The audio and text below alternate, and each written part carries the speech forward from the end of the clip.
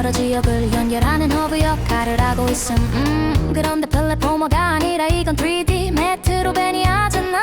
유기적인 연결 어디가 있냐고 엔딩까지 플레이하며 생각해보건대. 사막에 그린 크리스탈 모을 방법을 나중엔 가이드를 해주긴 하지만 요즘 게임 느낌은 아니지 않아. 내가 플레이해보며 느낀 건 젤다의 전설 스카이워드 소드 그 느낌이 많이 들었어. 생각보다 말이 많아서 별로였다는 맥캠지는 그렇게 방해되는 건 아니었어. 진짜 많이 헤맬 때 어디로 가라고 조언해주고 워낙 완벽한 시리즈였고 고독한 시리즈였다 보니 NPC가 분위기를 해친다고 생각한 게 아니었을까 싶어. 실제로 내가 느끼기에 매력적인 조연 NPC들도 분명히 있거든. 그리고 처음엔 카고론처로 지역들을 이동한다고 생각했는데 마이올라 이동, 엘리베이터 샌드 트램 이동, 리소스 재활용은 안 하더라. 지역별 매력적인 이동까지 구현해서 비주얼적으로는 완벽이라고 생각했어.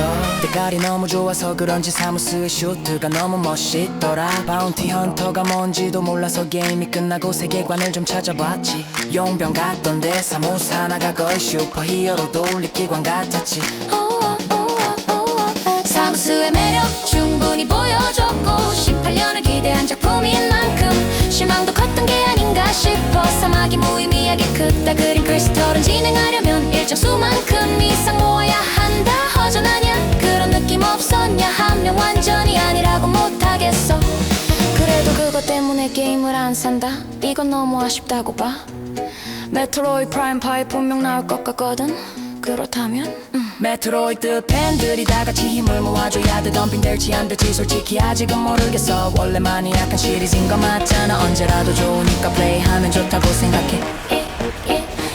며칠간 지켜보니 메타는 80 유저 점수는 8.5더라. 사이킹 능력대 보스를 공략하는 방법들 퍼즐 어드벤처라고 즐기면 더할 나위 없이 좋을 거야. 더 잘 만들 수 있을 것 같은데 하는 아쉬움은 있지만 모든 능력을 적재적소에 열어 활용할 수 있게 모든 능력들의 활용도를 높여주면 좋지 않았을까 생각해. 그리고 처음 리뷰와 다름없이 나는 그렇게 추천해. 물론 85,000원 비싼 거 맞아.